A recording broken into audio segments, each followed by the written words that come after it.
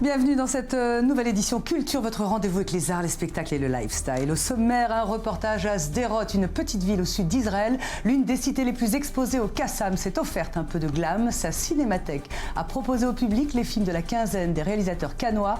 Ex-ministres, stars et fans sont venus pour l'occasion. On va vous y emmener.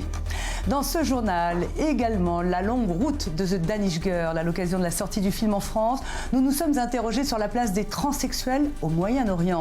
Israël fait figure de précurseur, certes, mais quid du reste de la région? Nous avons rencontré l'auteur du livre qui a inspiré le film.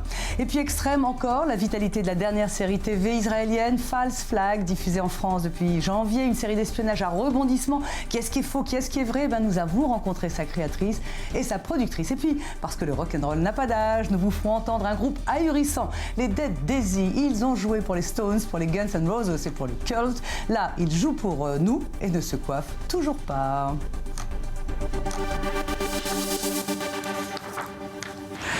Voilà pour le sommaire, merci d'être avec nous pendant toute cette heure. Cette semaine, l'on reparle de l'artiste Nathalie Cohen. Elle est israélienne, elle joue la carte de la provocation extrêmement limite. Elle vient d'être arrêtée à nouveau par la police, menottée, questionnée puis libérée.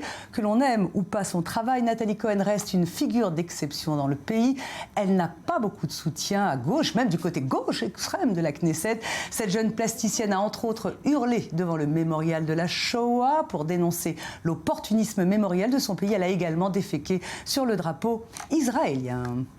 Voilà, on va rester en Israël, on va parler cinéma. Daniel Campos, avec Ran Schneck et Sandy Fortis, sont allés à la rencontre de David Ebershoff. Il y a 16 ans, il a écrit un livre sur le premier transsexuel d'Europe, un livre couvert de prix adapté au cinéma. Pour l'occasion, l'équipe Culture a voulu voir de près où en étaient les trans en Israël et au Moyen-Orient. Reportage.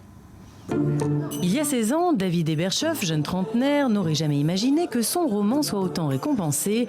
The Danish Girl, qui vient d'être adapté au cinéma, s'inspirait alors de faits réels et à l'époque, les histoires de transsexuels n'étaient pas si tendance.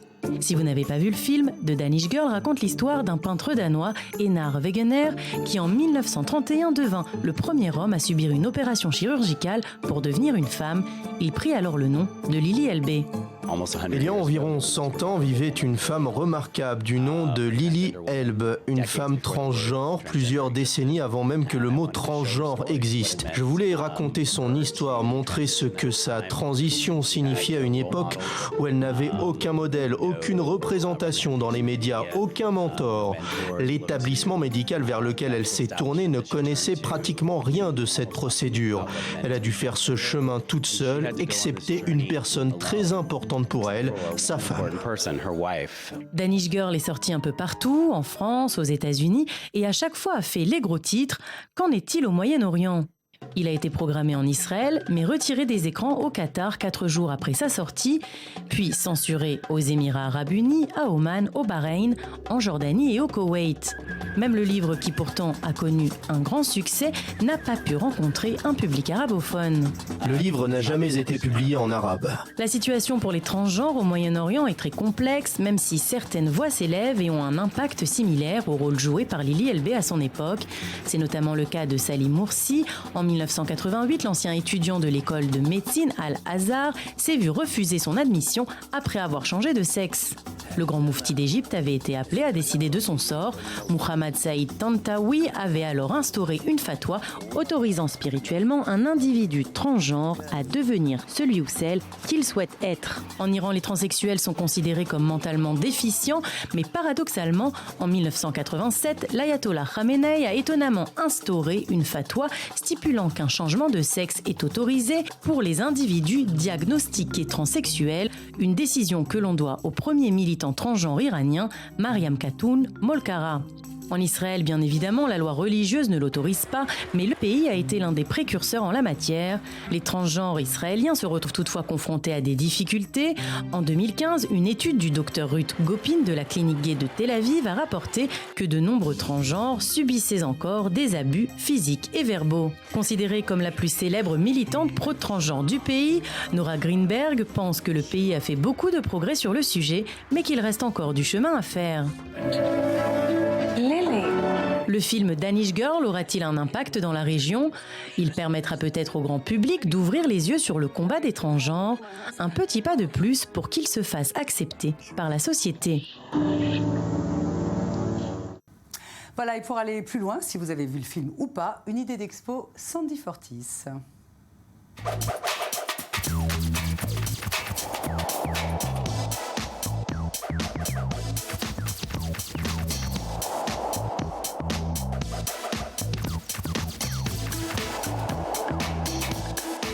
Vous avez aimé le film, vous en voulez plus? Ça tombe bien, le musée d'art moderne de Copenhague propose une grande exposition des œuvres de Gerda Wegener. Elle était l'épouse de Lili Elbe, la première femme transgenre, et ça l'a inspirée. Pionnière, Gerda Wegener est connue pour son travail haut en couleur, représentant des modèles qui jouent sur leur identité, utilisant costumes et maquillage. Dans ses tableaux de Lili, celle-ci pose en femme avec robe, perruque et maquillage.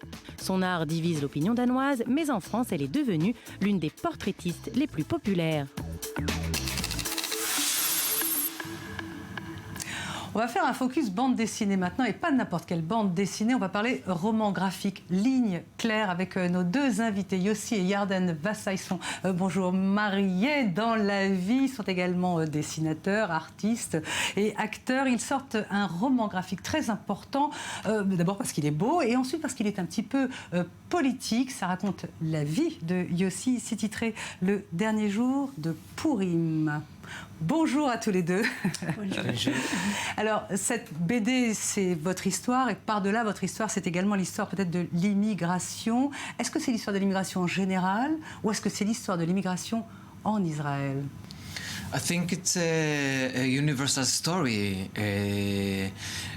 Je pense que c'est une histoire universelle. Ça ne concerne pas uniquement l'immigration éthiopienne en Israël.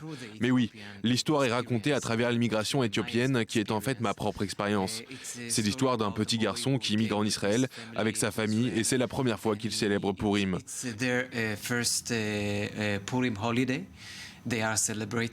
Le petit garçon voudrait se déguiser en ninja. Il veut acheter ce costume de ninja, comme les enfants israéliens. Il voudrait être comme eux. C'est un peu l'histoire de toutes les personnes qui changent de pays, qui découvrent une autre culture. Ça concerne aussi plus simplement les enfants qui passent d'une école à une autre. C'est pour ça que je pense que c'est vraiment une histoire universelle. Je pense que quiconque a changé d'environnement vit un peu la même chose. C'est donc pertinent pour tous les immigrants partout dans le monde. Je pense que beaucoup de personnes peuvent se sentir concernées par cette histoire. On a vu récemment en Israël des manifestations, des démonstrations d'Éthiopiens, et également d'immigrés et aussi de clandestins sur leurs difficultés d'intégration. Est-ce que vous pensez qu'il y a des choses à faire encore dans ce pays? Parce que paradoxalement, cette bande dessinée, vous l'avez écrite rapidement, elle a été publiée par une grande maison d'édition. Donc qu'est-ce qui a amélioré et qu'est-ce qui va et qu'est-ce qui ne va pas dans le pays? Il arrive souvent que des grandes entreprises ou organisations veulent faire quelque chose qui soit à la fois israélien et éthiopien, parce que justement c'est un sujet important qui fait l'actualité et pas toujours pour les meilleures raisons. Mais je pense vraiment que dans le cas de Yossi, il y avait une belle histoire humaine à raconter, une histoire à laquelle j'ai pu m'identifier au-delà du fait d'être désolée pour la communauté éthiopienne. Côté artistique, il y avait vraiment une belle histoire et je pense que c'est quelque chose auquel tout le monde peut s'identifier. C'est pour ça que tant de gens s'y sont intéressés. Yossi, le mot de la fin. Qu'est-ce que vous pensez qu'il y a à faire comme amélioration? I think it's natural. It's naturally when people. Je pense qu'il est naturel d'être en quête d'identité pour ceux qui immigrent dans un nouveau pays et d'avoir du mal à la trouver. Mais cette histoire est sortie bien avant les émeutes. Alors comme Yarden l'a dit, c'est une histoire humaine qui parle de gens qui vont vivre dans un nouveau pays. Et nous la racontons de façon assez cool et drôle avec beaucoup d'humour. Je vois ça comme une chose qui pourrait rassembler les gens et leur permettre de se parler. In a very cool way, in comic, and a lot of humor there in that book. So I see it. It's like something that we do something. I think that it can make people come together and see each other. Okay. So I think also that Et puis ce n'est pas la première chose que Yossi ait faite. Il a fait des spectacles au théâtre et il écrit maintenant une série télévisée israélienne. Je pense qu'en Israël, si vous êtes optimiste et motivé et que vous voulez avancer, c'est possible. Vous pouvez réussir en étant optimiste plutôt qu'en agissant par la colère. To do it in a good, optimistic way, not only by anger. C'est une magnifique conclusion. Merci beaucoup. Voilà, j'espère vraiment que cette bande dessinée à la ligne claire va être traduite en français ou en anglais pour ceux qui parlent anglais. Merci à tous les deux. Merci. Merci. Thank you. Là, c'est une interview qui a été enregistrée avant ce journal. On va parler dans la deuxième partie de cette émission de séries télé israéliennes. Baryshnikov, le grand danseur devant l'Éternel, a emmené en Israël son spectacle, Brodsky Baryshnikov, qu'il avait proposé à New York. C'est plus du théâtre que de la danse, un hommage, parler, danser à son ami et poète Brodsky, avec lequel il a entretenu 20 ans d'amitié. Baryshnikov, qui avait fui la Russie en 1974 et qui a été applaudi en Israël par un public russe d'immigrés et de réfusniks. Voilà, à la marge, au bord, on va vous emmener maintenant à Sderot, dans le sud d'Israël. Sderot, là-bas, il y a des immigrés russes, des immigrés séfarades, la plupart pauvres, des laissés pour compte, qui vivent au bord de la frontière avec Gaza, sous le feu des Qassam, des attaques. Sderot, la ville des peurs, des guerres et du fracas.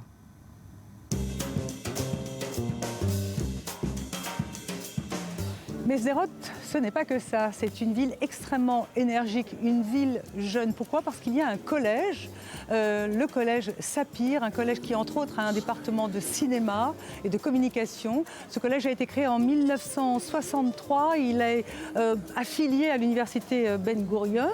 Et dans ce collège, de nombreuses stars, de nombreux réalisateurs, les plus importants du pays, en sont sortis.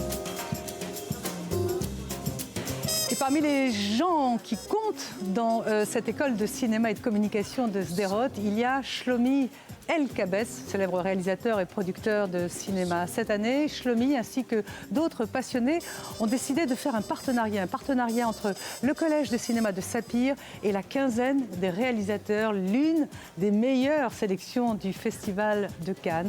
Ce qui veut dire que tous les films de la quinzaine des réalisateurs vont être projetés dans la cinémathèque de Sderot. Quelle est la symbolique d'un partenariat pareil ? La réponse avec Ariel Schweitzer, l'un des, si ce n'est le plus grand spécialiste du cinéma en Israël.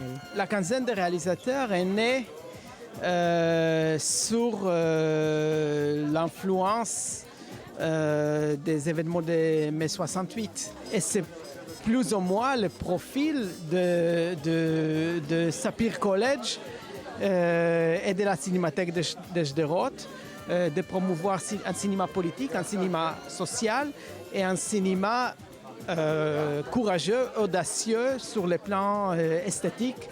Elle, c'est Anne Delset. Elle fait partie du comité de sélection de la célèbre quinzaine des réalisateurs de Cannes. Ce n'est pas sa première visite en Israël, ce n'est pas sa première visite à Sderot, mais elle est quand même très contente du partenariat. C'est une initiative en fait de Shlomi et Ronit Elkabetz qui ont mis les choses en place avec les ministères, le gouvernement et le Sapir College à Sderot pour pouvoir organiser ça.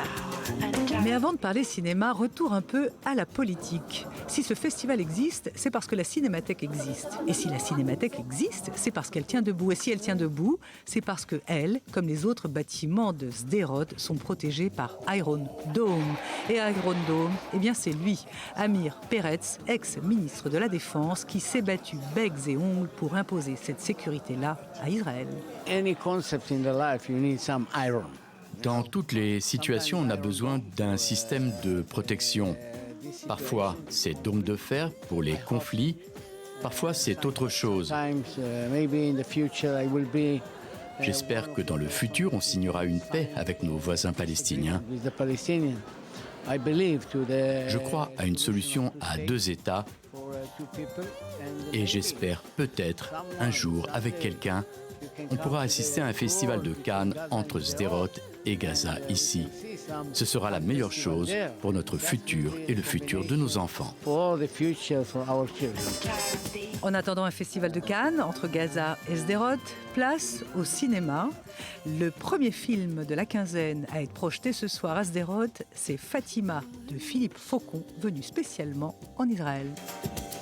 Vous attendiez à ce qu'il y ait autant de monde dans la salle, dans cette petite ville, ramenée à l'échelle du pays? Oui, non, moi je ne connais pas cette ville, à part, jusque-là je ne connaissais pas cette ville, à part la façon dont on en entend parler.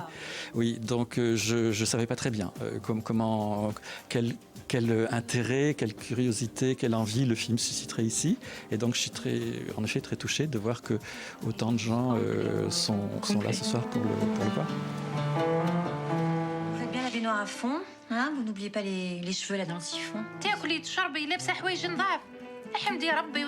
Je peux pas travailler ici, comment tu veux que je travaille? Y a pas internet, tu peux pas m'aider à comprendre, tu parles même pas français. Voilà, dans la deuxième partie de ce journal de la culture, on entendra Ronit Elskabetz qui a vu ce film Fatima. On reviendra sur la série False Flag. La créatrice est venue sur le plateau et puis nous parlerons des femmes arabes dans la cuisine et nous écouterons du rock. A tout de suite pour les infos.